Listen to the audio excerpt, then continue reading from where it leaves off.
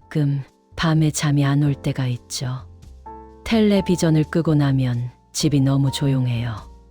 벽시계 째깍거리는 소리만 크게 들리고 옆자리가 텅 비어 있다는 게 이상하게 더 실감나는 시간. 70세가 넘어서도 그런 밤이 오나 봐요.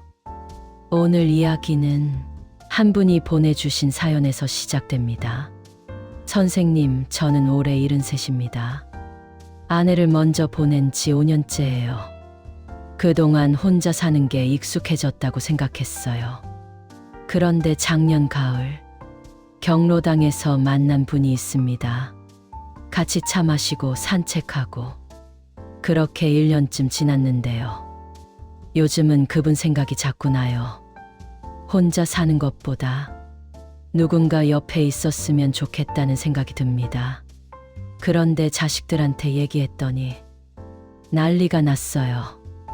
아빠 재산 때문에 그러는 거 아니냐. 늙어서 무슨 재혼이냐. 집안 망신이다. 그런 말들이었죠. 저도 자식들 입장을 이해는 해요. 제가 모아둔 게 좀 있으니까 걱정되는 거겠죠. 근데 이렇게 살다가 그냥 혼자 끝나는 게 맞는 건가요? 사랑이라는 게 나이 들면 사치인가요? 이 사연을 읽으면서 저는 한참을 가만히 앉아 있었어요. 이분이 묻는 건 재혼이 옳으냐 그르냐가 아니에요. 나는 아직 누군가를 사랑해도 되는 사람인가? 그걸 묻고 계신 거예요. 70이 넘어서도 아침에 일어나면 누군가 안부를 물어주는 게 좋고 같이 밥 먹으면 더 맛있고 손잡고 걸으면 덜 외롭고 그런 감정이 드는 게 이상한 걸까요? 전혀 아닙니다. 나이가 들수록 사랑이 사치가 되는 게 아니라 오히려 더 절실해질 수 있어요. 젊을 때는 사랑이 뭔가 뜨겁고 불안하고 급하잖아요. 그런데 나이 들면 사랑이 다른 모양이 돼요. 누가 옆에 있다는 것, 말없이 앉아 있어도 편한 것, 아플 때 누군가 걱정해 주는 것, 그런 것들이 사실은 사랑의 가장 깊은 형태일 수 있어요. 그런데 왜 자식들은 반대할까요? 대부분은 재산 때문입니다. 이건 숨길 필요 없어요. 사람들은 효도니 가족애니 하는 말로 포장하려고 하지만 실제로는 우리가 물려받을 게 줄어들까봐 그 걱정이 제일 큽니다. 물론 모든 자식이 그런 건 아니에요. 진심으로 아버지, 어머니가 사기당할까봐 걱정하는 경우도 있고요. 그런데 중요한 건 이겁니다. 자식이 부모의 노후를 전부 책임질 수 없다면 부모가 자기 인생을 어떻게 살지도 자식이 전부 결정할 순 없어요. 여러분이 지금까지 평생 일하고 저축하고 자식 키우면서 모아둔 재산은 여러분 것입니다. 자식 주려고 모은 게 아니라 여러분이 살기 위해 모은 거예요. 그걸 어떻게 쓸지, 누구랑 나눌지, 그건 여러분이 정할 몫이에요. 이 사연을 보내주신 분께 제가 먼저 드리고 싶은 말이 있어요. 당신은 아직 사랑할 권리가 있는 사람입니다. 나이가 그걸 빼앗아 가지 않아요. 다만 그 사랑을 지키기 위해 조금 준비가 필요할 수는 있어요. 그 준비가 뭔지 천천히 같이 생각해 보려고 합니다. 오늘 이야기는 누군가에게는 현실이고 누군가에게는 앞으로 올 수 있는 일이에요. 혹시 지금 듣고 계신 분 중에 나는 상관없어 라고 생각하시는 분 계시면 그래도 한 번쯤 들어보세요. 인생은 예상보다 훨씬 더 다채롭게 흘러가니까요. 자식 입장에서 생각해보면 사실 이해가 안 가는 건 아니에요. 50대 아들이 있다고 쳐봅시다. 그 아들도 이제 은퇴가 멀지 않아요. 노후 준비해야 하고 손주 돌봐줘야 하고 부모님 병원비도 챙겨야 하고 그런 상황에서 아버지가 갑자기 나 재혼하려고 한다고 하면 머릿속이 복잡해지는 거죠. 아버지 재산이 저 사람한테 넘어가면 어떡하지? 우리 집안 일을 저 사람이 간섭하면? 나중에 상속 문제 복잡해지면? 이런 생각들이 한꺼번에 몰려와요. 그리고 솔직히 말하면 부모님 사랑보다 재산 보호가 먼저 떠오르는 게 사람 심리예요. 이게 나쁜 자식이라서가 아니에요. 그냥 인간이 그렇게 돼 있어요. 우리 뇌는 잃을 수 있는 것에 얻을 수 있는 것보다 2배 더 민감하게 반응하거든요. 심리학에서는 이걸 손실 회피 편향이라고 불러요. 재미있는 연구가 하나 있어요. 사람들한테 100만 원을 확실하게 받겠습니까? 아니면 동전 던져서 200만 원을 받거나 영원을 받겠습니까? 이렇게 물어보면 대부분 100만 원을 선택해요. 그런데 반대로 100만 원을 확실하게 잃겠습니까? 아니면 동전 던져서 200만 원을 잃거나 아무것도 안 잃겠습니까? 이렇게 물어보면 사람들은 도박을 선택해요. 왜냐면 확실하게 잃는 걸 견디기 힘들거든요. 자식들이 부모 재혼을 반대할 때도 똑같은 심리가 작동해요. 아버지가 행복해지실 수 있다는 건 추상적인 이득이고 재산이 줄어들 수 있다는 건 구체적인 손실이니까요. 그래서 자식들은 자기도 모르게 손실 쪽에 더 집중하게 됩니다. 그리고 하나 더 있어요. 나이 든 부모가 새로운 사람을 만나는 걸 보면 자식 입장에서는 어머니 아버지 자리를 누가 대신하나 그런 감정이 들기도 해요. 돌아가신 부모에 대한 일종의 의리 같은 거죠. 아버지, 어머니가 돌아가신 지 겨우 5년밖에 안 됐는데 벌써 다른 사람을 만나? 이런 마음, 이건 재산 문제가 아니라 감정 문제예요. 그런데 여기서 우리가 놓치면 안 되는 게 있어요. 자식들이 느끼는 그 배신감 같은 감정은 사실 자식 본인의 상실감에서 오는 거예요. 부모를 잃었다는, 가족 구조가 무너졌다는 그 슬픔이 아직 정리되지 않은 거죠. 그래서 부모가 새 사람을 만나는 걸 보면 나는 아직 슬픈데 아버지는 벌써 괜찮은가 보네. 이렇게 느껴지는 거예요. 이건 자식이 나빠서가 아니에요. 다만 자기 감정을 정리 못한 채로 부모한테 그걸 투사하는 거죠. 그럼 이제 부모 입장에서는 어떻게 해야 할까요? 첫 번째는 자식들 감정을 인정해 주는 거예요. 너희가 걱정되는 거 안다. 재산 문제도 걱정되고 어머니 생각도 나고 그렇겠지. 이렇게 말해주는 것만으로도 자식들은 좀 진정돼요. 왜냐면 자기 감정이 이상한 게 아니구나 확인되니까요. 두 번째는 구체적인 안전장치를 보여주는 거예요.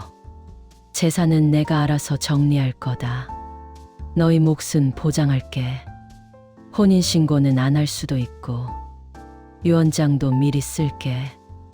이런 식으로 불안을 줄여주는 거죠.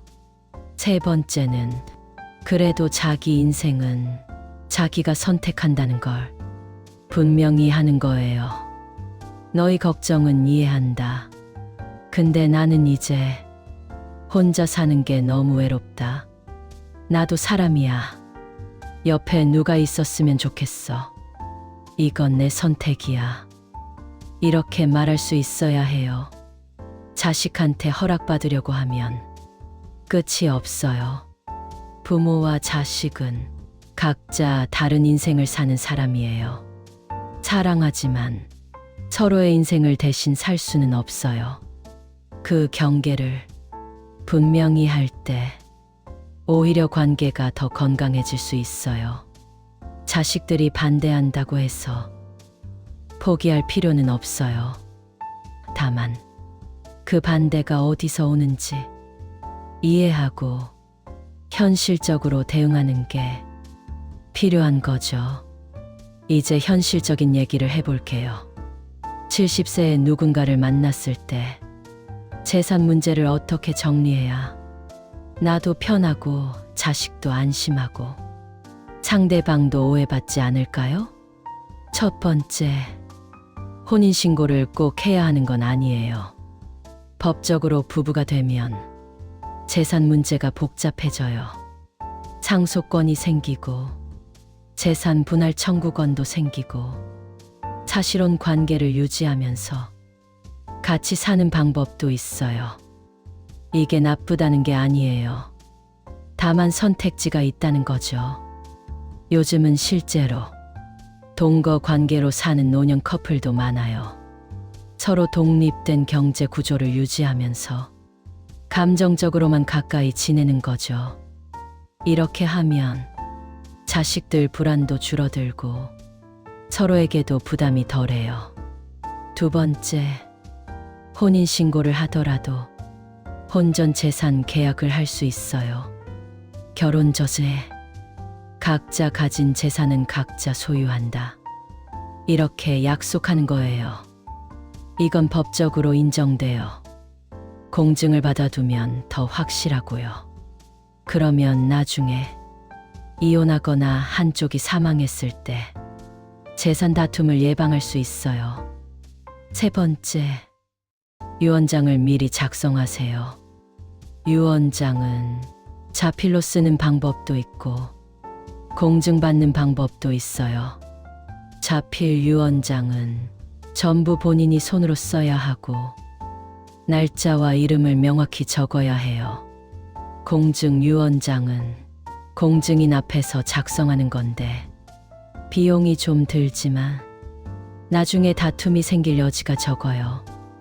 유언장에는 누구에게 뭐를 준다, 이걸 구체적으로 써야 해요. 예를 들면 내 아파트는 큰아들에게, 예금 10,000원은 딸에게, 나머지 동산은 배우자에게, 이런 식으로요. 그리고 유언장은 언제든 바꿀 수 있어요. 가장 최근에 쓴 유언장이 유효하니까 상황이 바뀌면 다시 쓰면 돼요.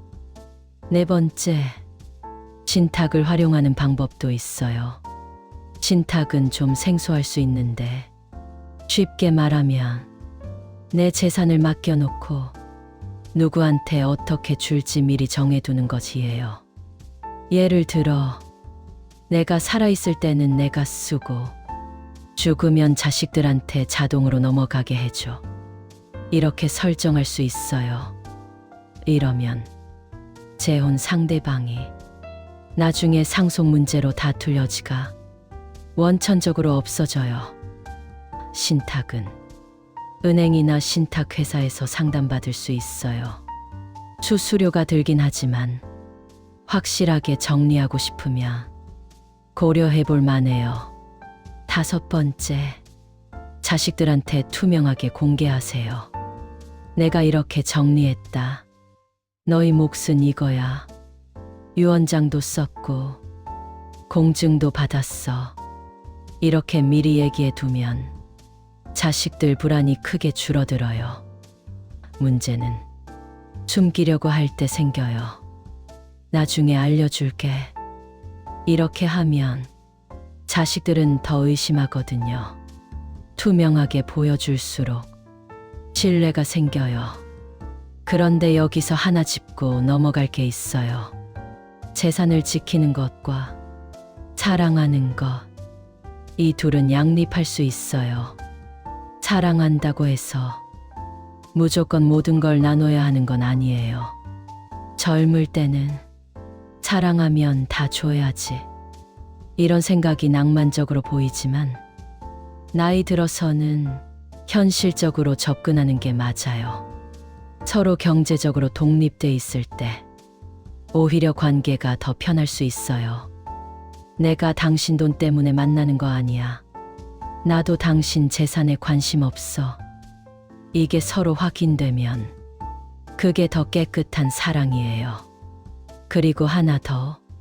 돈 문제를 먼저 정리해 두면 나중에 한쪽이 아프거나 돌아가셨을 때 서로 덜 힘들어요. 병원비 누가 부담하고, 장례는 누가 치르고, 재산은 어떻게 정리하고, 이런 게 미리 정해져 있으면 막판에 다툴 일이 없어요. 사랑하는 사람끼리 돈 얘기 꺼내는 게 불편할 수 있어요. 그런데 진짜 사랑한다면 그 불편한 대화를 피하지 말아야 해요. 서로에게 짐이 되지 않으려면 현실적인 약속이 필요해요. 그게 책임 있는 사랑이에요. 이제 조금 다른 얘기를 해볼게요. 재산 정리도 중요하지만 그것보다 더 중요한 게 있어요. 이 사람이 정말 나를 사랑하는 걸까? 이걸 어떻게 알 수 있을까요? 70세에 만나는 사랑은 20세에 만나는 사랑과 달라요. 젊을 때는 감정만 보고 달려가도 다시 일어설 수 있어요. 근데 나이 들어서는 한 번 넘어지면 일어서기가 쉽지 않아요. 그래서 조금 더 신중해야 해요. 첫 번째로 봐야 할 건 상대방이 나의 재산에 관심 있는지, 나라는 사람에 관심 있는지예요. 이걸 어떻게 구분할까요? 간단한 방법이 있어요. 만날 때 돈 쓰는 걸 관찰해 보세요. 본인이 먼저 제가 살게요. 이렇게 나서는 사람인지, 아니면 항상 내가 내기를 기대하는지, 그리고 내가 재산 얘기를 꺼냈을 때 반응이 어떤지 보세요. 아, 그런 건 중요하지 않아요. 이렇게 자연스럽게 넘어가는지, 아니면 눈빛이 달라지는지. 사람은 거짓말을 해도 눈빛과 몸짓은 거짓말을 못해요. 두 번째는 상대방이 나한테 의존하려고 하는지 봐야 해요. 당신이 없으면 못 살아. 이런 말이 사랑 고백처럼 들릴 수 있지만 사실은 위험한 신호일 수 있어요. 건강한 사랑은 서로 독립된 상태에서 선택으로 만나는 거예요. 나는 혼자도 괜찮아. 근데 당신이 있으면 더 좋아. 이게 정상이에요. 당신 없으면 못 살아는 의존이지 사랑이 아니에요. 세 번째, 상대방이 나의 과거를 존중하는지 봐야 해요. 나한테 돌아가신 배우자가 있고 자식이 있고 지나온 삶이 있잖아요. 그걸 이해하고 존중해 주는 사람인지, 아니면 그런 건 다 잊고 나만 봐, 이렇게 요구하는 사람인지. 과거를 존중 못하는 사람은 미래도 존중 못해요. 네 번째, 급하게 결정을 재촉하는지 봐야 해요. 빨리 결혼하자, 빨리 같이 살자, 혼인신고하자, 이렇게 급하게 몰아가는 건 좋은 신호가 아니에요. 진짜 사랑한다면 시간을 두고 천천히 알아가는 게 당연해요. 급하게 서두르는 건 뭔가 다른 목적이 있을 가능성이 높아요. 다섯 번째, 주변 사람들이 뭐라고 하는지 들어보세요. 자식들이 반대하는 이유가 단지 재산 때문인지, 아니면 저 사람 뭔가 이상해, 이런 느낌 때문인지. 가족이나 친구들은 우리가 못 보는 걸 객관적으로 볼 수 있어요. 물론 다 맞는 건 아니지만 주변에서 한 목소리로 저 사람 조심해라고 하면 한 번쯤 멈춰서 생각해 볼 필요는 있어요. 그런데 여기서 제일 중요한 건 나 자신을 믿는 거예요. 뭔가 이상하다는 느낌이 들면 그게 맞을 확률이 높아요. 이 사람 뭔가 말이 안 맞네? 왜 자꾸 돈 얘기를 하지? 왜 내 집에 관심이 많지? 이런 의심이 들면 그냥 넘어가지 마세요. 사랑에 빠지면 보고 싶은 것만 보게 돼요. 그래서 의심이 드는 순간 한 발짝 떨어져서 냉정하게 볼 필요가 있어요. 사랑은 눈을 멀게 하지만 시간은 진실을 드러내요. 그러니까 최소한 1년은 천천히 지켜보세요. 계절이 4번 바뀌는 동안 사람의 본 모습이 보여요. 급할 것 없어요. 70세면 아직 시간 많아요. 1년 더 기다린다고 사랑이 사라지는 건 아니에요. 오히려 그 1년이 평생을 지켜줄 수 있어요. 이제 마지막 얘기예요. 지금까지 조심해야 할 것, 준비해야 할 것, 그런 얘기를 많이 했어요. 근데 오늘 가장 하고 싶은 말은 이거예요. 70세에도 80세에도 당신은 사랑할 수 있어요. 그리고 사랑하는 게 잘못이 아니에요. 누가 뭐라고 해도 당신 마음이 누군가를 향해 움직인다면 그건 자연스러운 거예요. 외로움은 나이 들수록 더 깊어져요. 혼자 밥 먹고, 혼자 텔레비전 보고, 혼자 잠들고, 혼자 일어나는 삶. 그게 익숙해진다고 해도 익숙한 게 편한 건 아니에요. 누군가 옆에 있으면 밥이 더 맛있어요. 텔레비전도 더 재미있어요. 아침에 일어나는 게 덜 외로워요. 그런 걸 바라는 게 욕심이 아니에요. 사람은 원래 누군가와 함께 살도록 만들어진 존재니까요. 그런데 나이 들어서 사랑하는 건 젊을 때와 달라야 해요. 감정만 앞세우지 말고 현실도 같이 봐야 해요. 서로의 재산을 지키고 서로의 가족을 존중하고 계속 오후 124. 서로의 과거를 인정하고 그 위에서 새로운 미래를 그려야 해요. 그게 성숙한 사랑이에요. 자식들이 반대한다면 그 마음도 이해해 주되 내 인생은 내가 선택한다는 걸 분명히 해야 해요. 너희를 사랑하지만 내 인생은 내가 살아야 해. 나도 사람이야. 외롭고 힘들고 누군가 옆에 있었으면 좋겠어. 이해해 줘. 이렇게 말할 수 있어야 해요. 그리고 자식들한테 죄책감 가질 필요 없어요. 당신이 평생 자식 키우느라 희생한 것, 그거 충분히 했어요. 이제는 당신이 행복할 차례예요. 다만 그 행복을 지키기 위해 똑똑하게 준비하세요. 혼인신고 여부, 재산 정리, 유언장 작성, 이런 걸 꼼꼼히 챙기세요.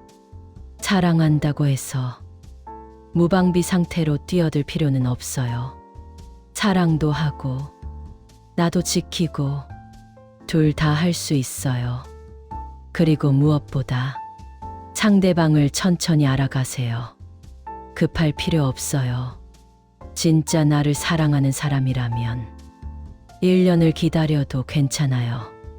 그 사람이 내 재산을 보는지 나를 보는지 시간이 알려줄 거예요. 마지막으로 이 말 꼭 하고 싶어요. 혹시 지금 사랑하고 싶은데 주변 눈치가 보여서 망설이고 계신 분, 혹시 자식들 반대 때문에 포기하려고 하시는 분, 이 말 들어주세요. 당신 인생은 당신 것이에요. 70년을 살아온 당신이 이제 남은 10년, 20년을 누구랑 어떻게 보낼지 그건 당신이 정할 권리가 있어요. 자식들 눈치 보느라 혼자 외롭게 늙어가는 것보다 당신이 행복한 게 자식들한테도 더 나아요. 행복한 부모를 보는 게 자식 입장에서도 마음이 편하거든요. 다만 현명하게 하세요. 감정과 현실 둘 다 챙기세요. 그러면 70세의 사랑도 충분히 아름다울 수 있어요. 누군가 손잡고 공원 산책하고 같이 차 마시고 같이 웃고 같이 늙어가는 것, 그게 사치가 아니라 당신이 누릴 수 있는 행복이에요. 그러니까 두려워하지 마세요. 준비하되 포기하지는 마세요. 당신은 아직 충분히 사랑받을 자격이 있는 사람이에요. 그걸 잊지 마세요. 서로의 과거를 인정하고 그 위에서 새로운 미래를 그려야 해요. 그게 성숙한 사랑이에요. 자식들이 반대한다면 그 마음도 이해해 주되 내 인생은 내가 선택한다는 걸 분명히 해야 해요. 너희를 사랑하지만 내 인생은 내가 살아야 해. 나도 사람이야. 외롭고 힘들고 누군가 옆에 있었으면 좋겠어. 이해해줘. 이렇게 말할 수 있어야 해요. 그리고 자식들한테 죄책감 가질 필요 없어요. 당신이 평생 자식 키우느라 희생한 것, 그거 충분히 했어요. 이제는 당신이 행복할 차례예요. 다만 그 행복을 지키기 위해 똑똑하게 준비하세요. 혼인신고 여부, 재산 정리, 유언장 작성, 이런 걸 꼼꼼히 챙기세요. 사랑한다고 해서 무방비 상태로 뛰어들 필요는 없어요.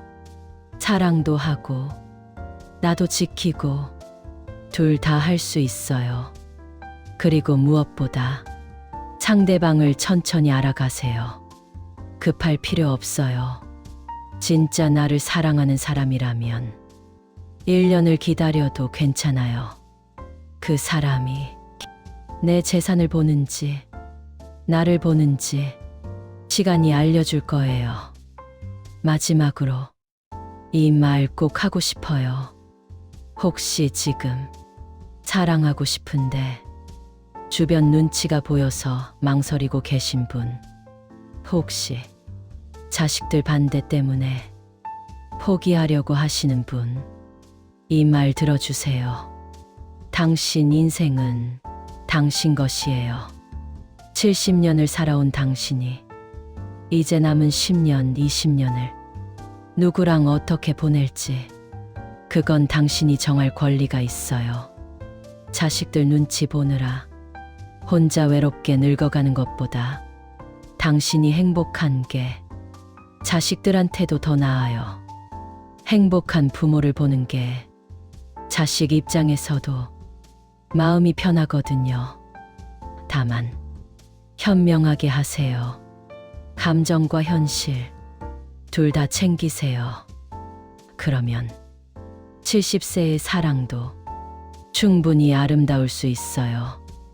누군가 손잡고 공원 산책하고 같이 차 마시고 같이 웃고 같이 늙어가는 것, 그게 사치가 아니라 당신이 누릴 수 있는 행복이에요. 그러니까 두려워하지 마세요. 준비하되 포기하지는 마세요. 당신은 아직 충분히 사랑받을 자격이 있는 사람이에요. 그걸 잊지 마세요.